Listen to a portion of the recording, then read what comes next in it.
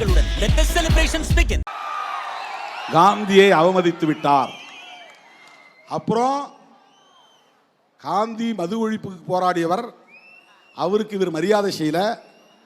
மது ஒழிப்பு மாநாடு நடத்துறாரு, அவருடைய கொள்கைக்கே அது எதிராக இருக்குமோ அப்படின்னு சொல்றாரு. அவங்க என்ன சொல்ல வராங்கன்னா, திருமாவளவன் தினந்தோறும் பாட்டில் திறக்கக்கூடிய ஆள் அப்படின்னு சொல்றாங்க. அக்கா தமிழிசை அவர்களே, நீங்கள் குடிக்க மாட்டீர்கள் என்று நான் நம்புகிறேன்.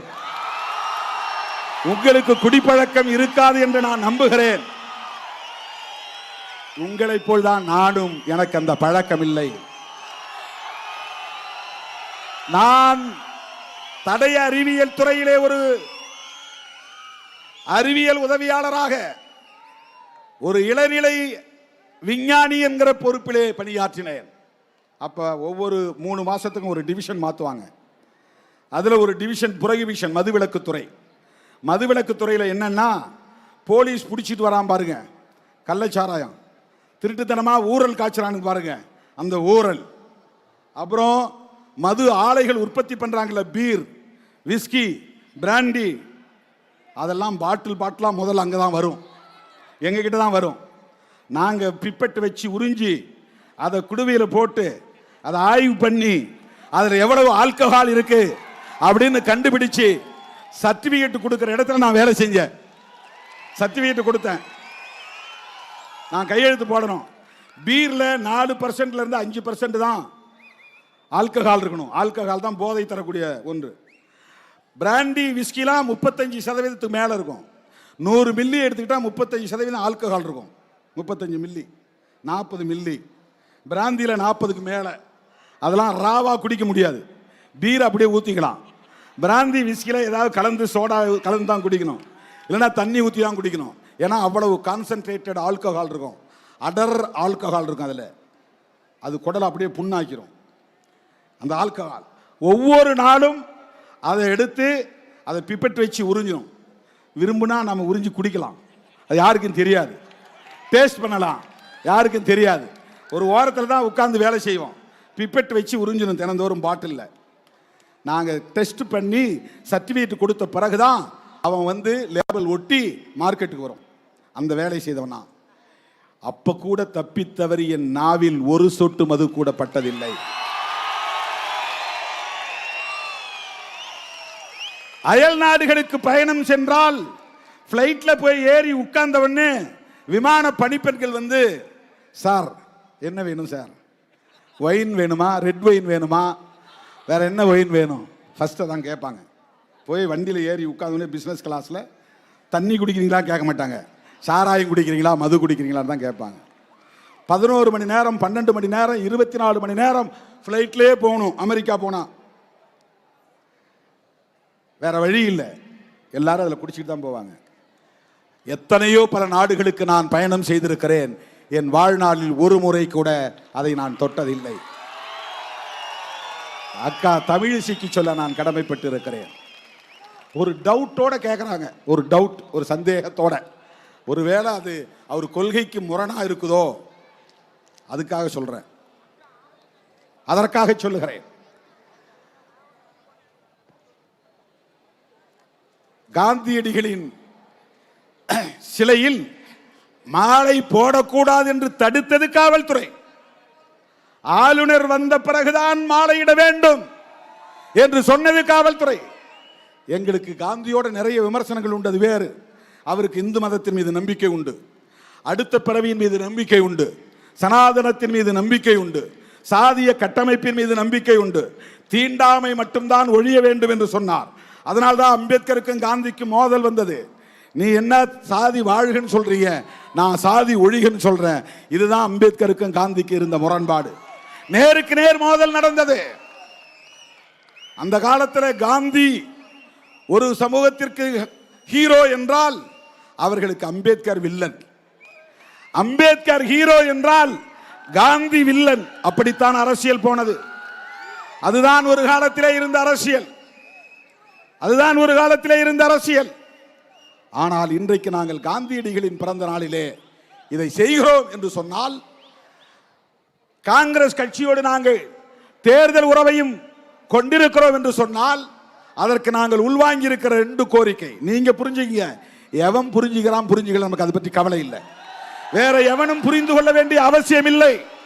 திருமாவளவனை பற்றி யார் எது பேசினாலும் பேசட்டும், அதை நான் ஒரு பொருட்டாக எடுத்துக்கொள்ளப் போவதில்லை.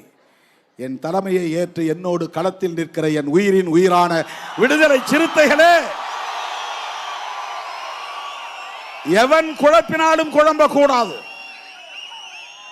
காந்தி அடிகளை நாங்கள் இன்றைக்கு கட் அவுட் மூலமாக இங்கே வைத்திருக்கிறோம், படத்தை திறந்திருக்கிறோம். அவருடைய கருத்துக்களில் 2 கருத்துக்களை நமக்கு உடன்பாடு உண்டு. ஒன்று செக்யூலரிசம், மதசார்பின்மை அம்பேத்கருக்கும் உடன்பாடு, ஜவஹர்லால் நேருவுக்கும் உடன்பாடு, காந்தியடிகளுக்கும் உடன்பாடு. அன்னைக்கு மட்டும் காந்தியடிகள் நேருவை கூப்பிட்டு, தம்பி நான் சொல்றதை கேளு, கவர்மெண்ட்டுக்கு ஒரு ஸ்டேட் ரிலீஜன் வேண்டும், இந்து மதம் இந்த அரசாங்கத்தின் மதமாக இருக்கட்டும் என்று சொல்லி இருந்தால் நேருவாலேயே மீறி இருக்க முடியாது. ஜவஹர்லால் நேரு காந்திக்கு கட்டுப்பட்டவராக இருந்தார். ஆனால் இந்துக்களும் முஸ்லிம்களும் ஒற்றுமையாக இருக்க வேண்டும். அவரவர் மதம் அவரவருக்கு, அவரவர் நம்பிக்கை அவரவருக்கு, அரசாங்கத்திற்கு மதம் கூடாது. இதுதான் மதசார்பின்மை. இதை சொன்னார் என்பதற்காகத்தான் RSS கும்பலை சார்ந்த நாத்துராம் கோட்சே என்பவன் கையெடுத்து கும்பிட்டுக் கொண்டே போய் அந்த மாமனிதரை பக்கத்தில் நெருக்கத்தில் நின்று துப்பாக்கியால் சுட்டுக் கொன்றான். இந்த மதம் தவறானது என்று சொன்ன அம்பேத்கரை சுடவில்லை. இந்த மதத்தில் இருக்க நான் வெட்கப்படுகிறேன் என்று சொன்ன அம்பேத்கரை சுடவில்லை. நான் பிறக்கும் போது ஒரு இந்துவாக பிறந்திருக்கலாம், சாகும் போது ஒரு இந்துவாக சாக மாட்டேன் என்று அந்த மதத்தை விட்டு வெளியேறி 10 லட்சம் பேரோடு பௌத்தம் தழுவிய புரட்சியாளர் அம்பேத்கரை அவன் சுடவில்லை. அந்த மதத்தை உயிருக்கு உயிராக நேசித்த, மூச்சுக்கு 300 முறை ஹரே ராம் ஹரே ராம் ஹரே ராம் என்று சொன்ன நாத்துராம் கோட்சே சுட்ட போது கூட அப்படியே ஹரே ராம் என்று சொல்லிக்கொண்டே மண்ணில் சரிந்து விழுந்த அந்த காந்தியடிகளை எவன் சுட்டான்? RSS காரன் சுட்டான். சாவர்கரின் மாணவன் நாத்துராம் கோட்சே சுட்டான். அவன் சுட்டதற்கு ஒரே காரணம் காந்தியடிகள் ஏற்றுக்கொண்ட மதசார்பின்மை என்பதுதான். அதனால் தான் காங்கிரஸோடு இருக்கிறோம், விடுதலை சிறுத்தைகள் கட்சி. அதனால் தான் காந்தியின் பிறந்த நாளில் இந்த மாநாட்டை நடத்துகிறோம். மதசார்பின்மை என்பதை போல மதுவிலக்கிலே உறுதியாக இருந்தார் புரட்சியாளர் அம்பேத்கர், மகாத்மா காந்தி, ஜவஹர்லால் நேரு, தந்தை பெரியார், பேரறிஞர் அண்ணா, இவர்களெல்லாம் இந்த புள்ளியில் ஒரே நேர்கோட்டில் பயணிக்கக்கூடியவர்கள், ஒரே நேர்கோட்டில் பயணிக்கக்கூடியவர்கள். அதை உணர்ந்து கொண்டவர்கள் விடுதலை சிறுத்தைகள், அதை உள்வாங்கி இருப்பவர்கள் விடுதலை சிறுத்தைகள்.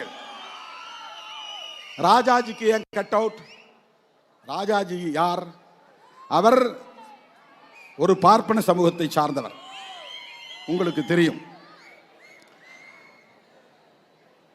அண்ணா அவரை பற்றி சொல்லுவாராம், எல்லாருக்கும் தலையில தான் மூளை, ராஜாஜிக்கு மட்டும் உடம்பெல்லாம் மூளை. ஆனா உடம்பெல்லாம் மூளையா இருந்தாலும் உடம்பெல்லாம் அவருக்கு வஞ்சகமும் இருக்கு என்று அண்ணா அவரை விமர்சிப்பாராம். அப்படிப்பட்ட ராஜாஜி சேலம் முனிசிபாலிட்டி தலைவராக இருந்தார். சேலத்திலிருந்து வந்திருக்க தம்பிங்களுக்கு தெரியும், சேலம் அவருடைய சொந்த ஊர். அங்க ஒரு நகராட்சி தலைவராக இருந்தார் 1937. நாடு விடுதலை அடைவதற்கு 10 வருஷத்துக்கு முன்னாடி. இதெல்லாம் நீங்க தெரிஞ்சுக்கணும், இதெல்லாம் தெரிஞ்சுக்கணும். ராஜாஜி 1937 நகராட்சி மன்ற தலைவராக இருந்தபோது பிரிட்டிஷ் அரசாங்கம் தான் ஆட்சியிலே இருந்தது. பிரிட்டிஷ் அரசாங்கம் மதுக்கடைகளை திறந்து விடுங்கயான்னா, ஜனங்க குடிக்கட்டும். ஏன் குடிக்கணும்? குடிச்சிட்டு அவன் பாட்டு கிடந்தாதான்.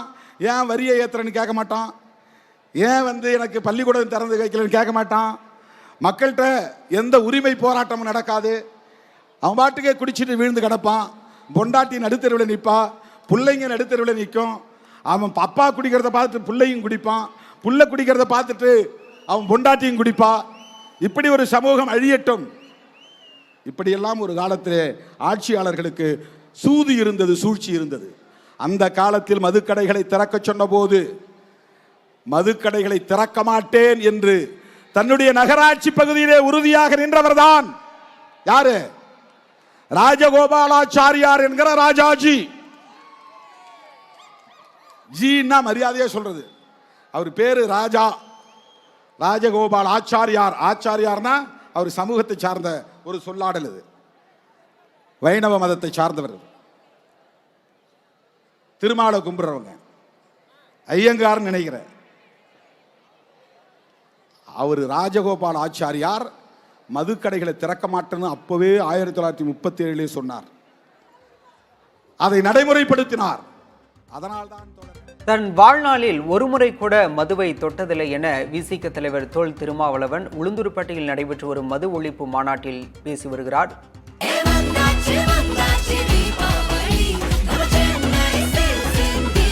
எண்ணம் போல் வண்ணங்களுடன் கொண்டாட The Chennai Silks ஆடைகளுடன் Let the celebrations begin.